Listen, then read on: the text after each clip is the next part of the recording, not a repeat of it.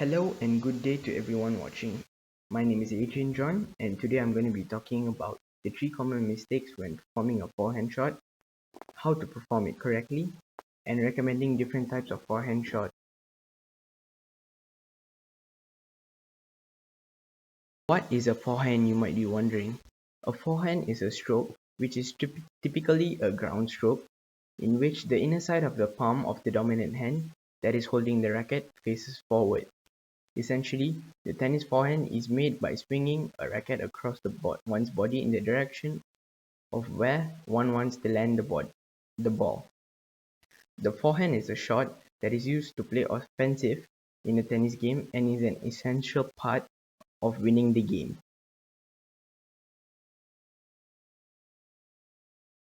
The first common mistake that can be seen is people getting into the wrong position. Now, when we talk about positioning, it differs slightly for everybody. But in general, everybody wants to make sure that they make contact with the ball when the ball is in front of them or in front of their shoes if possible.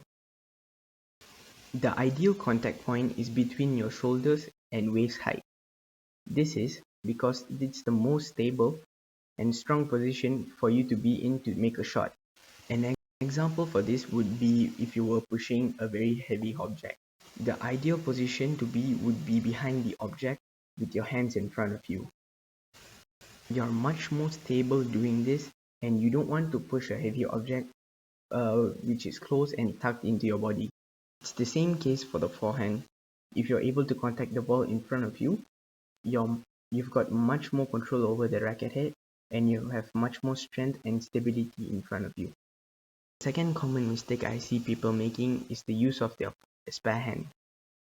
The reason I bring this up is your non-dominant hand is massively important in your forehand as it is in other strokes, because it helps to keep a good center of gravity, which makes you more stable. It also helps you engage more muscle groups and more of your body, as opposed to just hitting only with your dominant hand. What we should see in a forehand is your spare hand bringing the racket back, and when you do so, your body turns together.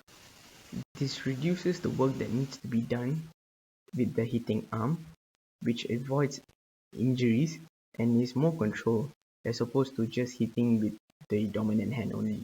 The third common mistake that I see people making is having a size of take back that does not suit them. The take back is how much you move your racket backwards, basically how much you recoil to take your shot. Some have a rather larger take back, and this results in stronger shots, and some have more compact take back, and this results in a more controlled ball. This depends on each player's style, but having one that doesn't suit them, no matter who throws off their game.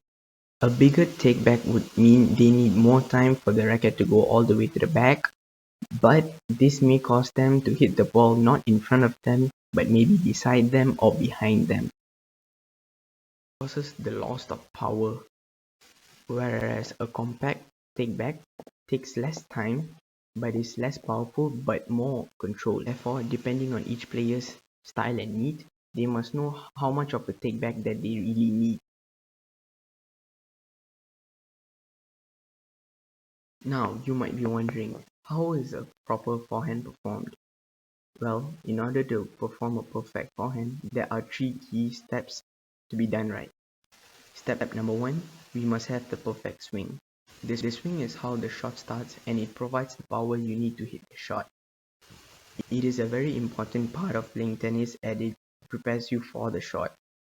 To start off, you can see that I'm initiating the shot by taking the racket nice and far, because I want the racket to be all the way at the back before me before I start the shot. But the further back I go, obviously, the tougher it gets for me to make contact. Therefore, you need to have a compact swing and have a swing that goes all the way to the back at the same time. This can be achieved with a body turn. Now, as you can see, I'm turning my body so that I can position the racket nice and back. Now, doing the body turn, you can generate the power from the body turn with the racket coming all the way from the back to make contact with the ball. Step number 2 is all about having the correct contact point between the ball and the racket. The direction that the racket is facing decides the direction that the ball flies off to.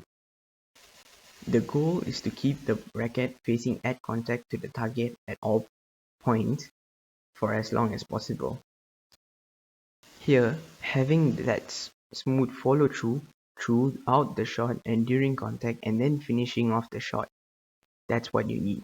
As you can see me demonstrating, you're going to have the palm of the racket and the racket face pointing away from you in the swing and through the contact point and through the end of the shot. So at no time does the racket come on into your body, and at no time does the playing face of the racket points towards your body. This ensures that you're able to release and let go of your body, ensuring that all the power generated is channeled into the shot as the correct path of the racket into the contact and into the direction that you're hitting. Number 3 is all about having the correct finish.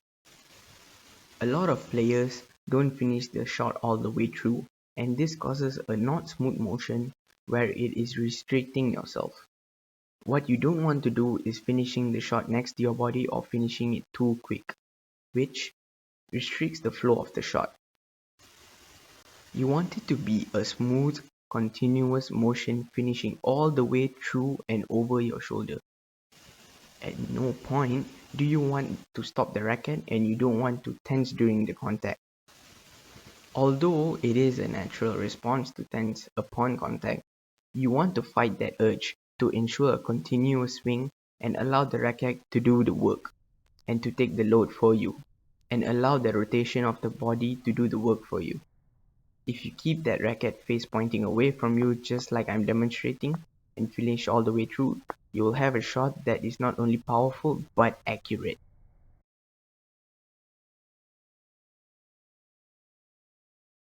The first type of forehand shot that I recommend is the normal forehand stroke, which I'm demonstrating.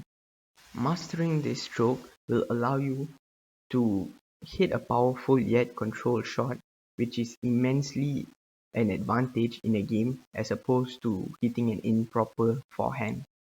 Second type of forehand shot that I recommend is a volley. A volley is a shot that where the ball is struck before it bounces on the ground. A volley is played rather close to the net and around the service area of the court. Mastering the volley shot allows you to go on the offensive and also reduces the time that your opponent has to react to your shot. The third type of forehand shot that I recommend is the slice. A slice is a type of serve that adds a side spin to the first or second serve. A slice is a ground stroke or a volley hit with the backspin. Mastering this stroke will allow you to hit the ball, effectively changing the spin and bounce of the ball, making it harder for your enemy to counter it. In conclusion, having the perfect forehand technique will allow you to have a powerful yet accurate shot, which is crucial in going on the offensive against your opponent. Than that, being able to serve a good volley reduces the time that your opponent has to react, which increases the chance of them making a mistake, which is a crucial and game-changing.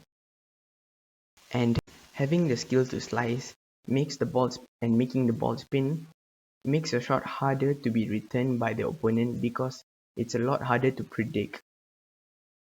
Sum up, mastering these techniques enables you to be a more skillful player and increase the range of maneuvers that you have to successfully beat your opponent.